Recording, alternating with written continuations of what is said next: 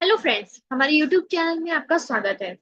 Statistics के introduction series के अंदर आज हम देखने वाले हैं कोवेरियंस और कोरिलेशन के बारे में। कोवेरियंस और कोरिलेशन दोनों ही स्टैटिस्टिक्स के फंडामेंटल कॉन्सेप्ट्स होते हैं जो दो वेरिएबल के बीच में रिलेशनशिप बताते हैं। कोवेरियंस और कोरिलेशन की हेल्प से हमको ये पता चलता है कि एक वेरिएबल में कुछ चेंज होने से दूसरे वेरिएबल पे क्या इम्पैक्ट होता है।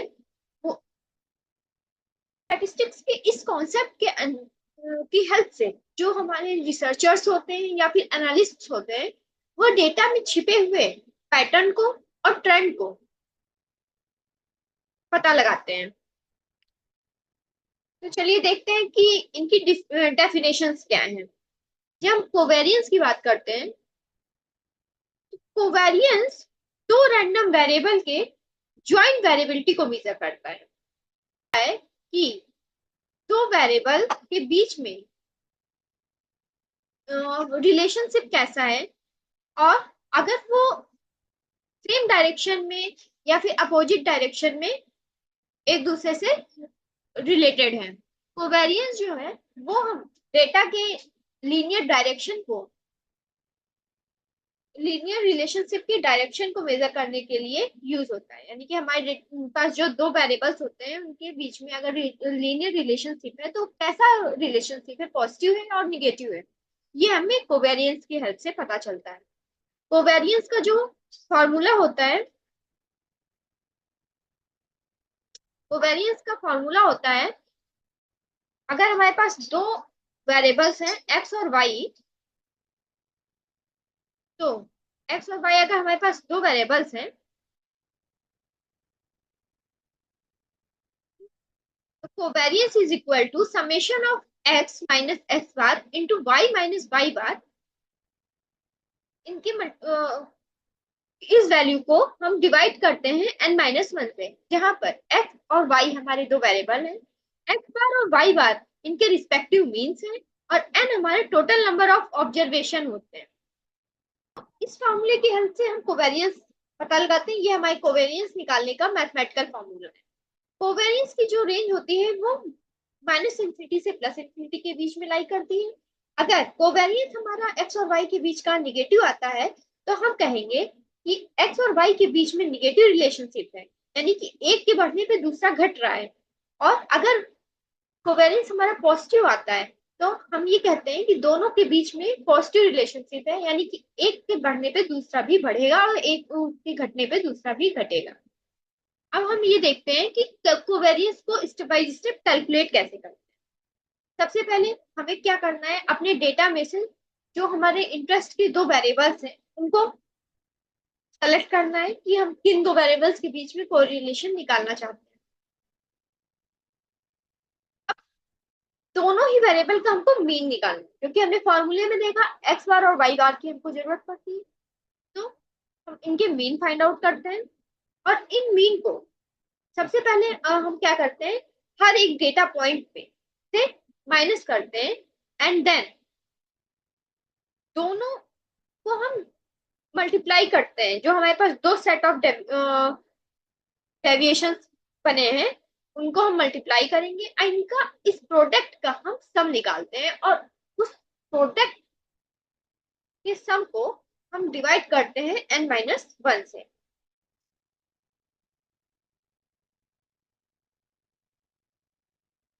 ओके, यही तो हमें ये फाइंड आउट करना है।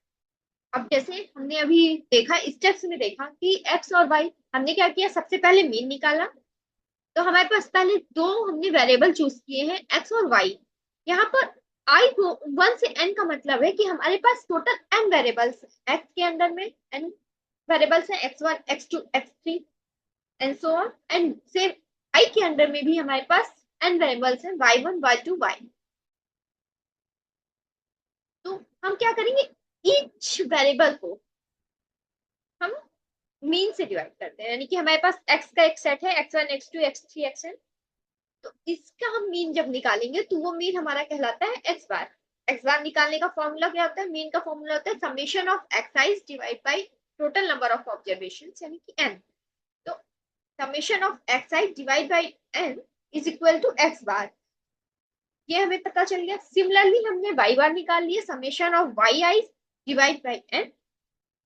अब सेकेंड स्टेप में हम क्या करते हैं, X I minus X bar निकालते हैं। ईच डेटा पॉइंट के लिए हम एक्स आई एक्स बार और वाई आई और वाई बार निकालते हैं। फिर हमारे पास दो प्रोडक्ट मिल गए डेविएशन के, एक्स आई माइनस एक्स बार और वाई आई माइनस वाई बार। इनका हर एक डेटा सेट पे आप इसे अगर विजुलाइज कर पा रहे हो तो हमारे पास एक्सेल है, उसमें एक कॉलम में एक्स है, दूसरे कॉलम में वाई है। हमने क्या किया, एक्स बार निकाला, हमें एक वैल्यू मिल गई, वाई बार निकाला, एक वैल्यू मिल गई। अब हमने क्या किया, एक्स आई माइनस एक्स बार निकाला, फिर वाई आई माइनस वाई बार निकाला। अब हमारे पास दो सेट ऑफ वेरिएबल्स मिल गए, एक्स आई माइनस एक्स बार और वाई आई माइनस वाई बार। अब हम इनका प्रोडक्ट निकालते हैं, एंड जब हमारे पास ये सारे प्रोडक्ट मिल जाते हैं तो इनका ओवरऑल हम समेशन कर लेते हैं। Then divide by total number of observation, जो हमारे एन थे उनसे से एक ऑब्जर्वेशन को हम घटाते हैं, यानी कि n माइनस वन करते हैं और उससे डिवाइड कर देते हैं, हमें कोवेरियंस मिल जाता है। कोवेरियंस की प्रॉपर्टीज की अगर हम बात करें तो कोवेरियंस जो होता है वो सिमेट्रिक मीजर है, सॉरी सिमेट्रिक मीजर है। मतलब अगर हम कोवेरियंस ऑफ एक्स वाई निकालें या फिर कोवेरियंस ऑफ वाई एक्स निकालें, दोनों ही कंडीशन में हमें वैल्यू सेम मिलती है। ऐसा क्यों होता है, क्योंकि हम यहाँ पर डेविएशन का प्रोडक्ट निकालते हैं। हम या फॉर एग्जाम्पल अगर हम ये कहें 2 into 4 इज इक्वल टू 8, या फिर हम कहें 4 into 2 इज इक्वल टू 8, दोनों ही कंडीशन में बात सेम है। सिमिलरली बात यहाँ पर आती है कि अगर हम कोवेरियंस ऑफ एक्स वाई निकालें या फिर कोवेरियंस ऑफ वाई एक्स निकालें, दोनों हमारे सेम वैल्यू होगी। जब ये प्रॉपर्टी है तो हम इसलिए कह देते हैं कि हमारा ये सिमेट्रिक मीजर है। कोवेरियंस जो होती है वो दो वैल्यूज के, यानी दो वेरिएबल्स जो होती है उनके प्रोडक्ट की एक यूनिट होती है। कोवेरियंस स्केल सेंसिटिव होता है, स्केल वेरिएबल पे सेंसिटिव होता है। इसलिए हम अगर डिफरेंट डेटा सेट पे कोवेरियंस निकाल रहे हैं तो ये पॉसिबल नहीं होता है, क्योंकि हमारे एक डेटा सेट में सेम वैल्यू होगी, same number of observation. Scale sensitive का मतलब हुआ कि अगर हमारे पास एक्स एक डेटा है उसमें एन वेरिएबल है, दूसरा अगर वाई है उसमें मान लीजिए एन टू वेरिएबल्स है। फॉर एग्जाम्पल अगर हम इसे न्यूमेरिक समझे कि एक्स हमारे पास एक डेटा सेट है जिसमें हमारे पास 10 ऑब्जर्वेशन है, वाई में अगर 15 ऑब्जर्वेशन है, तो हम इसका कोवेरियंस नहीं निकाल सकते। कोवेरियंस निकालने के लिए सबसे जरूरी चीज है कि एक्स और वाई दोनों की ऑब्जर्वेशन की जो नंबर है वो सेम होने चाहिए।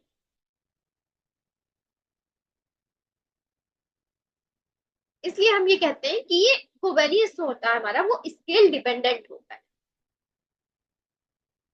कोवेरियंस का जो साइन आता है वो ये इंडिकेट करता है कि हमारा रिलेशनशिप कैसा है, पॉजिटिव है और निगेटिव है। अब पॉजिटिव निगेटिव कैसे आएगा, अब मान लीजिए हमारे पास जो वैल्यूज है एक्स आई माइनस एक्स बार और वाई आई माइनस वाई बार, इनका प्रोडक्ट अगर निगेटिव आ जाता है तो हमारा कोवेरियंस निगेटिव आएगा, क्योंकि यहाँ n माइनस वन से तो कोई फर्क नहीं पड़ना है, n तो टोटल नंबर ऑफ ऑब्जर्वेशन है जो ग्रेटर देन वन ही होंगे। तो एक्स जब हमारे पास ये प्रोडक्ट हमारा निगेटिव आएगा तो कोवेरियंस हमारा निगेटिव होगा, और अगर ये प्रोडक्ट हमारा पॉजिटिव है तो हमारा कोवेरियंस पॉजिटिव होगा। इस सेंस में हम ये कहते हैं कि कोवेरियंस का जो साइन हमें मिलता है वो ये बताता है कि एक्स और वाई के बीच में रिलेशनशिप कैसा है। पॉजिटिव आया तो पॉजिटिव रिलेशनशिप, निगेटिव आया तो निगेटिव रिलेशनशिप। अब बात करते हैं कोरिलेशन।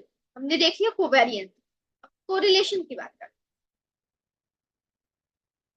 कोरिलेशन जो होता है वो दो वेरिएबल्स के बीच में रिलेशन बताने का स्टैंडर्ड मेजर होता है। जैसे कोवेरियंस था वो भी हमें एक लीनियर रिलेशनशिप के बारे में बता रहा था, पॉजिटिव निगेटिव है। कोरिलेशन हमें बताता है स्टैंडर्ड मेजर है, वो एग्जैक्ट वैल्यू बताता है कि कितना स्ट्रॉन्ग रिलेशनशिप है दोनों के बीच। इसका कोरिलेशन का जो डायमेंशन होता है वो -1 से 1 के बीच में लाई करता है।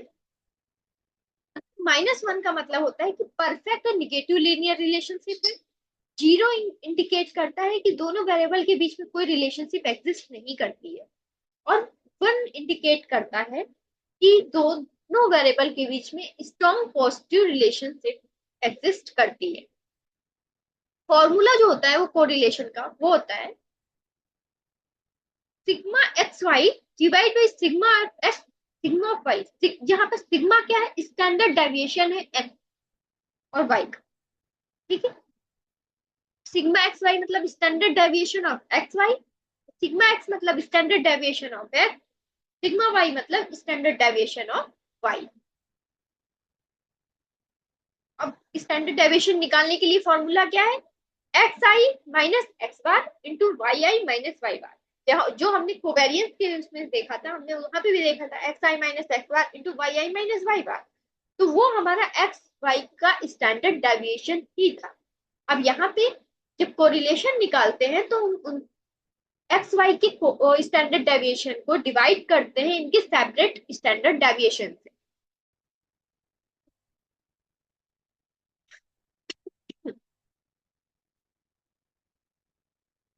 तो ये हमारा ये फॉर्मूला हो गया सैंपल कोरिलेशन। अब इसको प्रेजेंट करने के लिए हम कहते हैं अगर रो एक्स वाई, तो ये हमारा पॉपुलेशन कोरिलेशन कोफिशिएंट बताता है, और आर एक्स वाई हमारा सैंपल कोरिलेशन कोफिशिएंट बताता है। फॉर्मूला दोनों ही केस में सेम होता है, बस एक्स आई की वैल्यूज डिफरेंट होती है।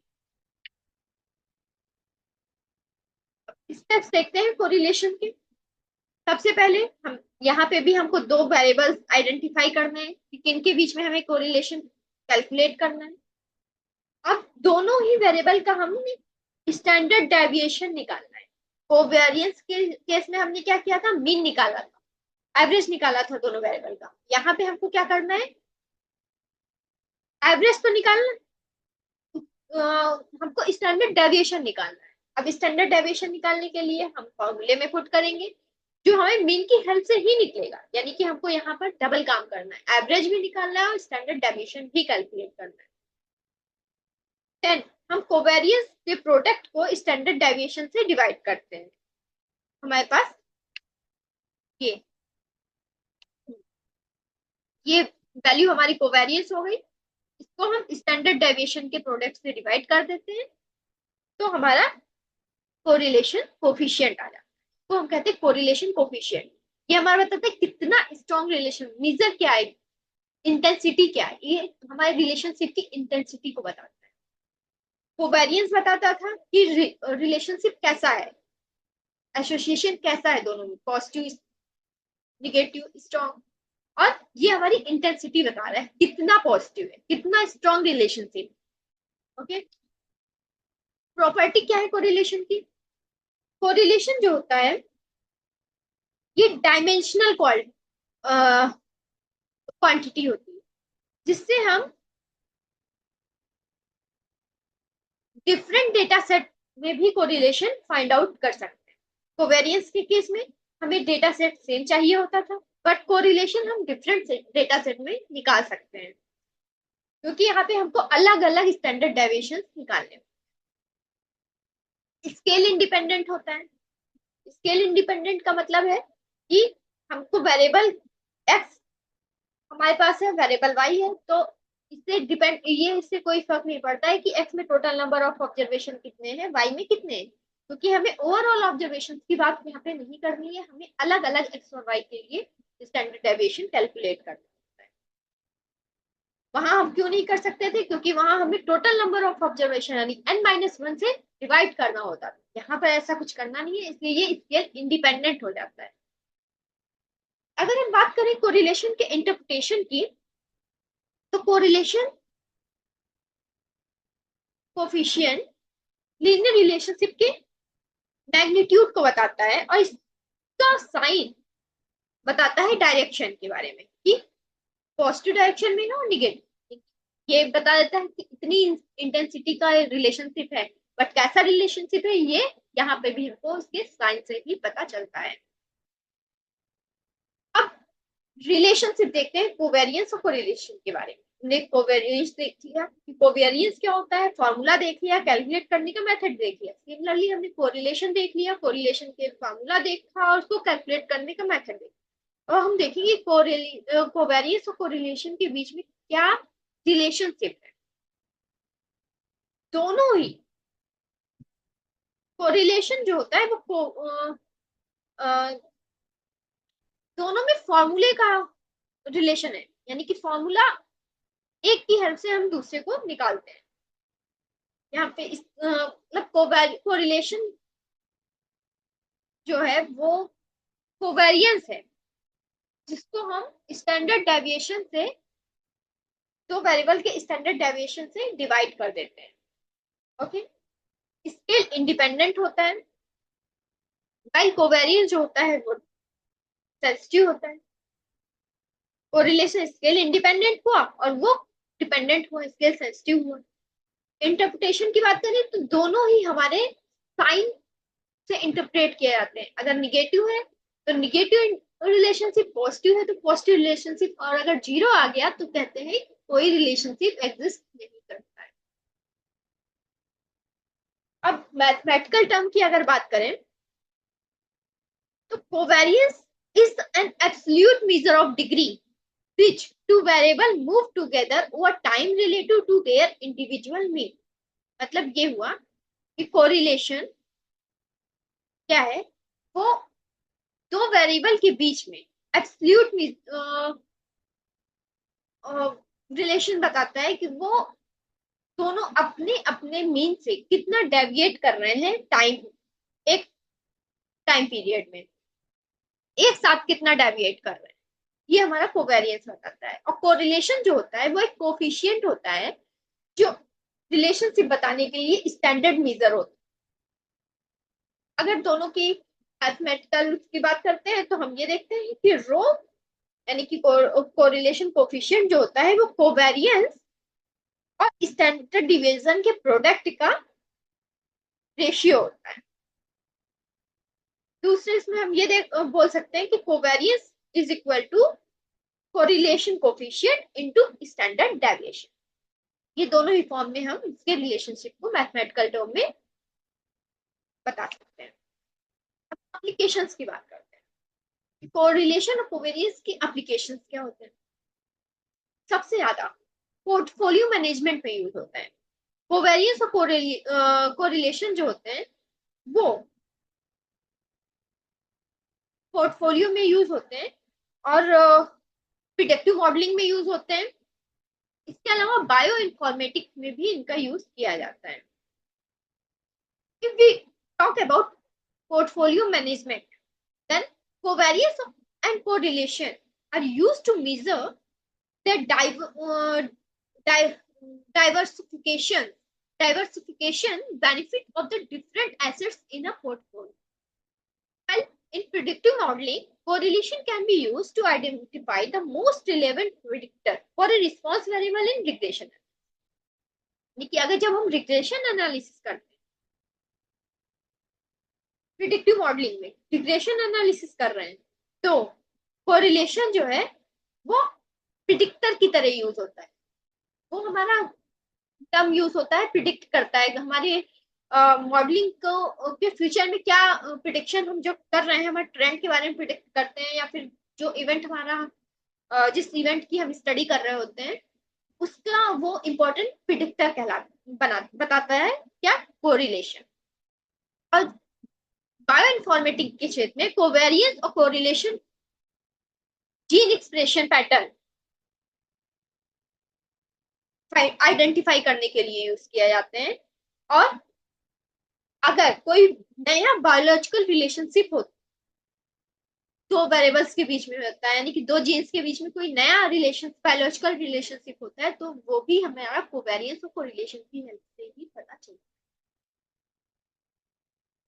अब हमने जब ये देख लिया कि इसके एप्लीकेशंस क्या है, मेजर क्या है और इनके फॉर्मूला एंड डेफिनेशंस, अब हमको ये सब पता चल चुका है। बट हर चीज की एक लिमिटेशंस होती है। सिमिलरली कोरिलेशन की भी लिमिटेशंस है। तो जो हम करेंगे कोरिलेशन की लिमिटेशन की बात, तो कोई भी कोरिलेशन रन करने से पहले, यानी कैलकुलेट करने से पहले, हमको इनकी लिमिटेशंस के बारे में ध्यान रखना बहुत जरूरी है। सबसे पहली चीज तो दोनों वेरिएबल के बीच में लीनियर एसोसिएशन होना बहुत जरूरी है। एक रिलेशनशिप दोनों वेरिएबल के बीच लीनियर रिलेशनशिप होना बहुत जरूरी है। ये नहीं हो सकता है कि एक हमने एक्स स्क्वायर की बात की है, दूसरा हम वाई क्यूब की बात कर रहे हैं या वाई की बात कर रहे हैं। अगर दोनों ही हमारा सेम डिग्री ऑफ फ्रीडम पे होना चाहिए, दोनों सेम डिग्री के वेरिएबल्स होने चाहिए। आउटलायर सेंसिटिव होते हैं ये दोनों ही, कोवेरियंस और कोरिलेशन दोनों ही हमारे आउटलायर से बहुत ज्यादा अफेक्टेड होते हैं।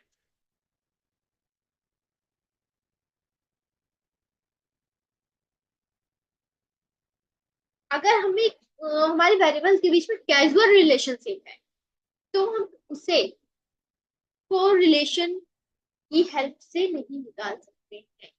इसके लिए हमको दूसरे रिलेशनशिप एनालिसिस करने की जरूरत होती है। यानी कि हम कोरिलेशन की हेल्प से हम कैजुअल रिलेशनशिप के बारे में नहीं बता सकते, सिर्फ और सिर्फ लीनियर रिलेशनशिप के बारे में ही बता सकते हैं। सैंपल साइज की बात करें तो कोवेरियंस और कोरिलेशन एस्टिमेट दोनों ही सैंपल साइज पे डिपेंड करते हैं।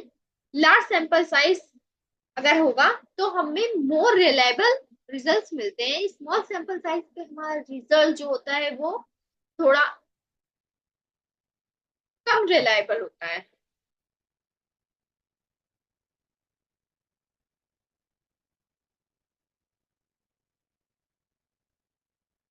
अब यहाँ पे हम अगर बात करते हैं कोरिलेशन कोवेरियंस को, हम स्टैटिस्टिकल सॉफ्टवेयर में अगर हमें कैलकुलेट करना है, तो जैसे स्टैटिस्टिकल सॉफ्टवेयर होता है हमारा एक एसपीएसएस, अगर इसमें हम कोरिलेशन निकालते हैं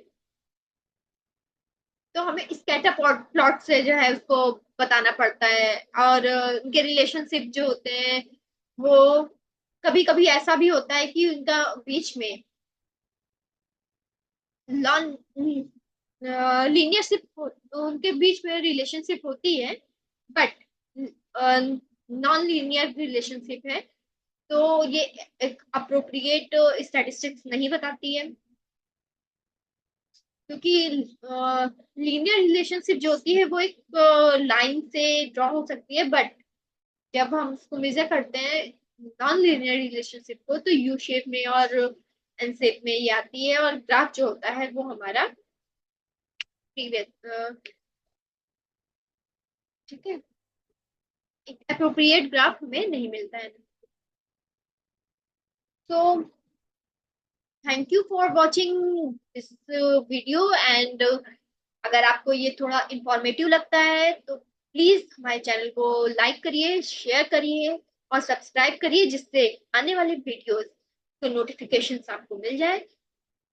so stay tune. Thank you.